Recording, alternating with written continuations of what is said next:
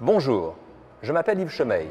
Je suis professeur de sciences politiques, politique globale et comparée à l'Université de Grenoble, Sciences Po, en France. Je réalise ce MOOC pour l'Association internationale de sciences politiques et l'Université Federico II, celle dans laquelle Vico a enseigné, qui fut la première université non religieuse du monde. Pas de meilleur endroit pour filmer un tel cours. C'est aussi Naples, le lieu où les régimes politiques se sont succédés, cité-État, empire, monarchie, république, on a à peu près tout essayé, c'est un microcosme de la politique. Enfin, c'est une ville cosmopolite où des envahisseurs se sont succédés, des Normands, les Français, les Allemands, les Espagnols et bien sûr les Italiens. Ce cours est un cours de politique globale. Il n'oppose pas les théories positives aux théories normatives, ce qui est une façon très actuelle d'aborder le problème. On n'oppose pas non plus les sociétés à leurs États ou les États aux institutions internationales. On n'oppose pas davantage l'Ouest au reste du monde. La nature n'est pas séparée de la culture. Enfin, on s'intéresse aux stratégies défensives et à la coopération davantage qu'aux stratégies offensives et à la discorde. Nous sommes dans la baie de Naples, qui fut d'abord une cité grecque fondée exactement ici sur cet îlot sur lequel je me trouve, comme un comptoir commercial. Dans le château de l'Œuf, vers lequel ce pont se dirige, fut détenu le dernier empereur romain avant que Naples ne se tourne vers l'Orient byzantin.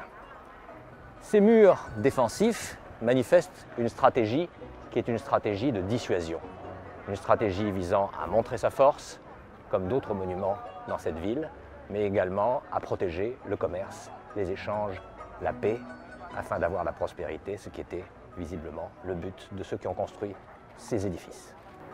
La ville de Naples doit une bonne partie de son aspect actuel à un roi bâtisseur, Frédéric II, roi philosophe, roi polyglotte qui parlait 6 langues. Couronné empereur à Aix-la-Chapelle en 1215, il a aussi été roi de Jérusalem, où il a fait une croisade plutôt pacifique. Il s'est d'ailleurs fait des amis sincères en Égypte et au Liban. Ici, plus qu'ailleurs, on mesure l'impact de la nature sur les relations entre humains. Le Vésuve, qui a détruit Pompéi, nous rappelle la fragilité de nos écosystèmes et la nécessité d'inclure la nature dans les relations internationales. Dans cette baie magnifique, on ne peut pas s'empêcher de penser que si le changement climatique s'accélère, il y aura des côtes qui seront submergées, il y aura des réfugiés climatiques beaucoup plus nombreux que les migrants clandestins qui arrivent sur ces côtes ne le sont aujourd'hui, et ce serait un drame pour tous. Face aux forces déchaînées de la nature, cette fontaine délicate, dont les bâtisseurs ont voulu témoigner de la force civilisatrice de leur politique urbaine, semble bien fragile. Quelques indices évoquent la maîtrise de la nature, avec les monstres marins dont jaillit l'eau potable, l'ouverture vers l'Orient avec les obélisques, la coopération administrative avec les 3 écussons. C'est à peu près comme si cette philosophie destinée à ouvrir la société au bien-être et à l'apaiser était mise en œuvre ici avec ce monument.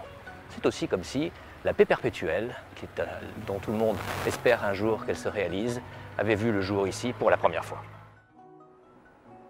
En devenant global, notre regard sur le monde change. Nous pouvons désormais nous livrer à des réflexions prospectives sur l'avenir de l'humanité. Nous nous demanderons par exemple si un ordre suffisamment complexe pour être à la fois durable et auto-entretenu est possible.